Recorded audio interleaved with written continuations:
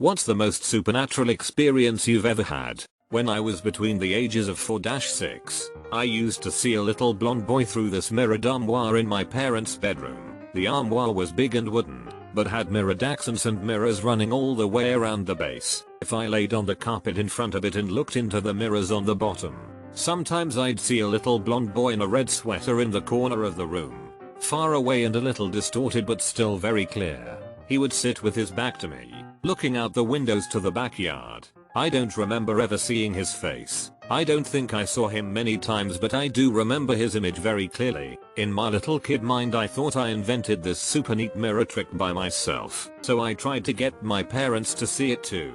They always refused, and my mom especially would get super mad at me for asking.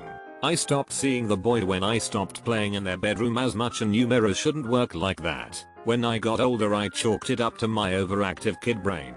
Didn't think much of it tbh. Years and years later, when I was an adult and long after my parents had sold that house, my mom asked me about the armoire out of the blue, then told me that she used to see the little boy too.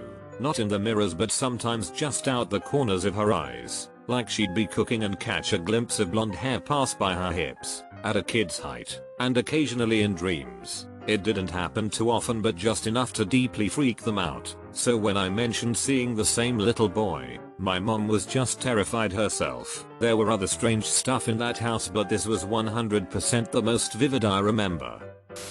When I was a kid, I spent a lot of time at my grandma's house. Both of my parents worked long hours, so her place became like a second home.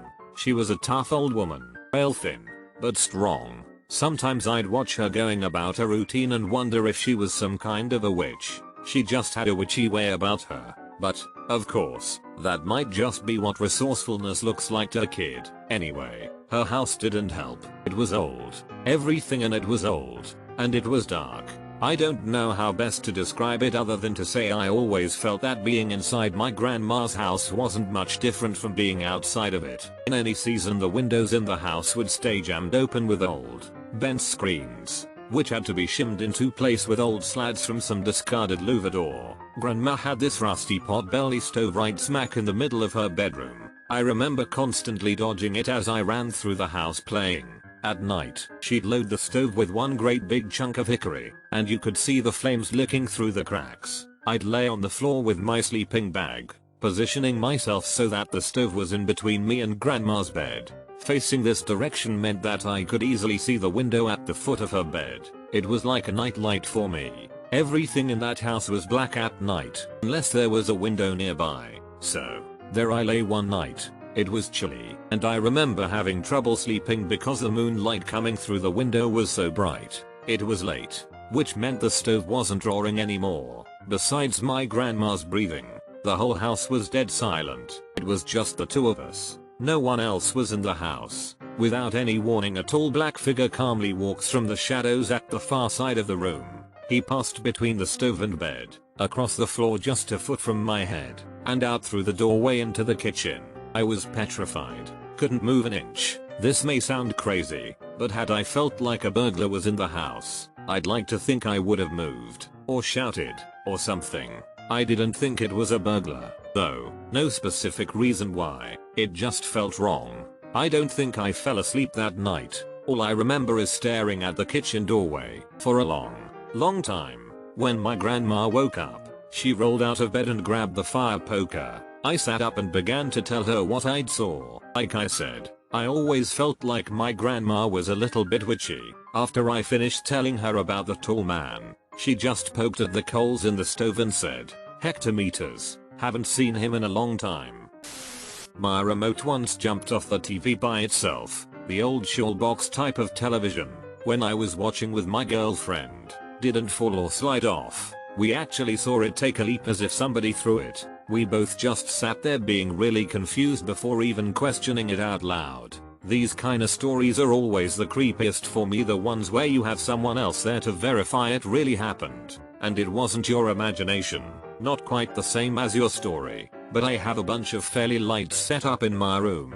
Most of them are powered by USB and plug either into a spare plug, or directly into the USB socket of my extension lead. I have one set of fairy lights that keep lighting up by themselves. Initially it happened while they were plugged into the extension lead, but the lead was switched off so it shouldn't have been possible. I didn't think much of it, but the second time it happened I just took the USB lead out and left them totally unplugged. Since then, they have continued to randomly turn themselves on, and not just a brief flicker either. They are properly turned on and stay on. I've managed to capture it on video and show everyone they're unplugged too. My dad's an electrician and he thought it might be that they're picking up residual energy, but when he saw the video he was confused and said that they shouldn't be on for so long.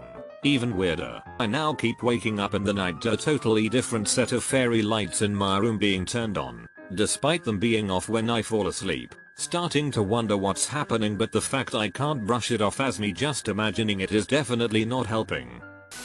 I used to do pest control. Went to a customer's business for the first time. As I walked in the office I noticed some pictures that were supposed to be hanging on the wall were on the ground, and then saw some papers which looked like they had been thrown and scattered off a desk. I picked everything up so I could apply treatment to the floorboards and surrounding rooms. I then went to treat the only restroom in the office. I simply knocked on the door as a courtesy, as I always do before entering any restroom.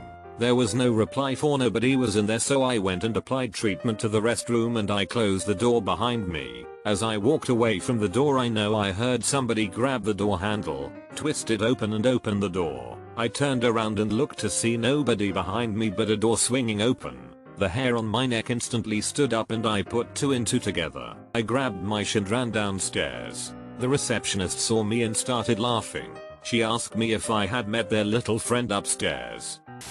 My grandfather loved my grandmother a lot. He would constantly tell her she was beautiful and would always do embarrassing things to make her laugh. Unfortunately, she died a few months after being diagnosed with cancer. This affected him a lot, but as time went on he came to terms with it. My grandfather lived on for another 18 years. In his final years he developed really bad Alzheimer's that led him to forget that his wife had passed away and would often call for her or ask us where she went. We'd explain to him that she had passed away, but it always made him distressed and upset, so we decided to tell him she'll be back soon every time he asked where she was. A month or so before my grandfather passed away, I was at his house with my mother and we were all sitting in the living room. My grandfather, who was seated on his chair, all of a sudden starts frantically asking us where my grandmother was. We calmly explained to him that she'll be back soon and she was just out doing some chores. Unlike most times, he was being persistent on wanting to see her. We explained to him again that she'll be back soon, but he kept getting more persistent. He started to frantically call for her. He screamed her name as loud as he could over and over again until out of nowhere every single door and window in the room flung open all at once. Now we could say that it was just wind, but all the doors and windows in the house had secure locks and would stay locked at all times, since my grandfather would wander off or forget to lock his doors. All the doors and windows burst open, and at that same second my grandfather, who was facing the front door, says, "What took you so long? I've been waiting for you," with a smile. My mother and I didn't see the person my grandfather talked to, but I'm sure that he saw his wife. I've posted about this before, but when I was about 9 years old, 1995, in the middle of a bright summer day, I went to the refrigerator to get a popsicle. Suddenly a roughly teenage looking guy with long brown hair, wearing a beige turtleneck and red plaid bell bottoms, turned around the corner into the hallway to my left, then vanished from toe to head as I looked at him. Told no one about it for years, until after my mother mentioned meeting the, now grown, kids who lived in the house before us, who asked her if she'd seen the bell-bottom ghost. My best friend's dad, who was a second father to me, came to me in a dream and told me to tell my best friend that he loved her and that he was sorry. I woke up to my cell phone ringing to find it was my best friend, absolutely hysterical, telling me that he finally passed away from sclerosis. I sobbed all day. He was a drunk our whole lives, but it still hurt. About a year ago my coworker and I went to get coffee at a new coffee shop that opened up by our work. I was dealing with a lot of anxiety over my future. Anyway, while in line there was a woman in front of me. She was giving her order when she stopped mid-sentence and looks behind her to see me. She turns back around, gives the barista her order. After I give my order she comes up to me and, "Hey, I know this is going to sound weird, but do you know a man named Jim?" Her words took me off guard because Jim was my grandpa. He died of cancer. He didn't live in the same state as I did, so I doubt he and this woman would have ever met him. I told her yes, he was my grandpa, and she told me that he wanted me to know that I needed to stop worrying because everything was going to be okay. Me crying in the middle of the coffee store in front of my bewildered coworker and a couple of strangers. When I was 15, I woke up in the middle of the night and saw this strange spotlight appear on my wall. It was a circle made up of a bunch of bright circular dots within it. It came on strong, then rotated 90 degrees and then turned off. It was so surreal because the light was extremely bright and yet it was also focused on that one spot on my wall. When I woke up the next morning I couldn't get the image out of my head, but I just assumed I must have dreamed it. My sister and I were talking over breakfast, and she said I had this dream last night. My entire room suddenly lit up with these circular dots floating around my room. I got really excited that actually happened. I woke up and saw it too. My sister froze. How is that possible? My blinds are completely shut. Chills to this day. 2 stories. I was 14 or 15, sitting in our downstairs living room while my parents slept in their bedroom upstairs. It was around 1 AM or so, and I was on the computer playing a video game. The only light in the house comes from my computer screen and a lamp that's opposite me, by the couch. Suddenly, I hear a man's voice say my name very plainly, not a whisper, not a yell, just a mid-level call that sounds like it's coming from the darkened hall. I assume it's my dad, because sometimes he comes down the stairs and calls at me from the lower step, to tell me to get to bed or whatever. I get up and go into the hallway, but no one's there. I look up the stairs, and call, lightly, out to my dad, but then I hear his telltale snores from upstairs. A bit weirded out, I go back to the computer. A minute later, I hear the voice call say my name again, but this time it's as if the person speaking is right beside me, and the voice is a bit more assertive. I jump and look in the direction of the voice. Nothing is there. Suddenly, the lamp across the room starts to hum. The light flickers and the light bulb explodes. I got pretty unnerved at that point. I turned on all the downstairs lights, cleaned up the burst bulb, and went upstairs to sleep. 2nd story. I was about 8 or 9, and was getting ready for bed in my room.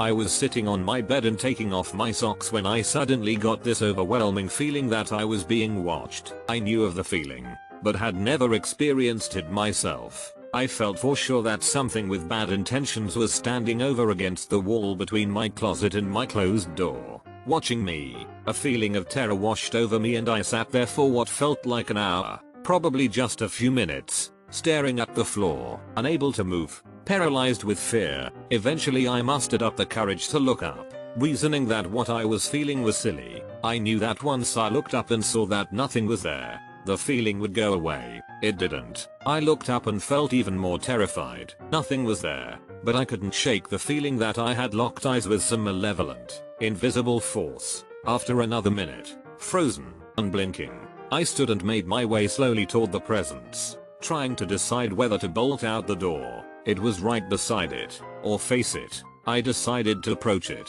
Eventually, I felt as if I was face to face with whatever this thing was, and the feeling of a presence was as strong as ever. I raised my hand, paused, and then thrust it forward. I felt a bit surprised when my fist hit the wall. The feeling of being watched suddenly disappeared and I felt alone again.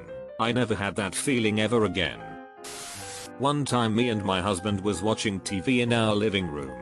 He decided to kick his shoes off while sitting on the couch and both shoes landed in front of the TV stand, on the floor and on their sides. About 30 minutes into the TV show we were watching, one of his shoes out of the effing blue moved upwards by itself. I froze up on the couch and out of the corner of my eye, I saw my husband staring at his shoe looking startled. Then I said to my husband, "Did you see that?" He replied, "Yay." My eyes started to get really huge, and he saw that I was about ready to flip out and he said, "It's okay. Calm down. I'll burn some cedar."